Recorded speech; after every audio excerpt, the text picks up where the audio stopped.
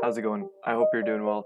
So we have some few updates on Nordic American tankers, and this week they're up by about 10% right now. Okay, so I'm gonna explain the reasons why that is, and why investors have been sort of bullish around NAT. So number one, if you go on Point and Partners Daily Briefing, you can sign up to get weekly subscriptions, daily subscriptions on spot rates for different crude and clean tankers. Um, and NAT operates in Suezmax vessels, and as we can see, the spot rates are 16,600, and that's about a 15% increase from last week's spot rates. And as we can see here, the Suezmax rates for last week was 14,300, and then the week before that was 10,000. So again, like a 40% increase here, and then from 2 weeks ago to last week, and then from last week to this week, and this was updated Wednesday, July 15th. So yesterday, the Suezmax rates have increased again. Okay, and also some other positive developments. If we on the side here, there's some relevant news. And so, number one, I already described in one of my previous videos that OPEC has been heard to sort of ease their cuts, so basically increase production.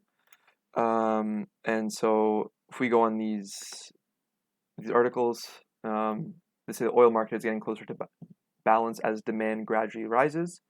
OPEC's Secretary General said. And then so if we keep going, so product inventories fell sharply. Oil inventories fell sharply, in part to a notable drop in crude imports. So again, this is looking good as OPEC increases production. And here,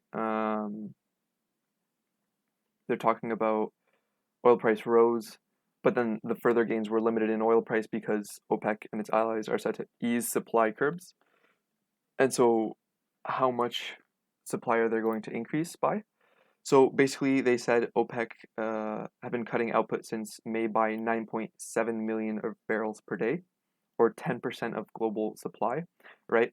And so from August, the cuts will officially taper to 7.7 million barrels per day. So basically, they're going to ease cuts from 9.7 to 7.7. So they're going to increase production by 2 million barrels of oil per day until December.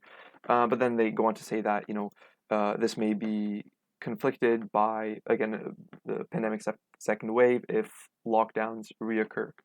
Okay, but again, this is good news right now as there's going to be more oil to transport, and so again, this should be, again, more positive news for the weekly freight rates, right? So again, we should see these spot rates for the Suezmax vessels increase well into the fall and winter, okay? And finally, one other piece of news was on CNBC's halftime show. Again, CNBC said how they were bullish on NAT. And okay, they have done this before. This is from April 24th, where the CEO, Mr. Hansborn Hansen, I'm not sure how to pronounce it, came on Jim Cramer's show and said that they're making the most money ever, and their cash machines were going and all that. So making money left and right. This is the NAT's company flag. And so again, that, like, when we look on to April, so he went on April 23rd, and since then, so we'll just go, the stock price increased by like 50%, right? So look at the 5-day chart. It went from $4.08, and I believe the CNBC show came out somewhere here, and so it increased to like around $4.60. And now it's back down, but again, still up on the week by 10%. So again, overall, spot rates are increasing. OPEC is going to ease restrictions, so basically produce more oil, there will be more oil to transport. So again, it's a good thing for tankers, and spot rates should rise. And finally, sort of more retail investors are looking at NAT over other tankers just because of its publicity on CNBC and other financial education YouTube channels, such as Financial Education and My Financial Friend. Okay, so thank you for listening. I hope you learned something, and please like and subscribe, and have a fantastic day.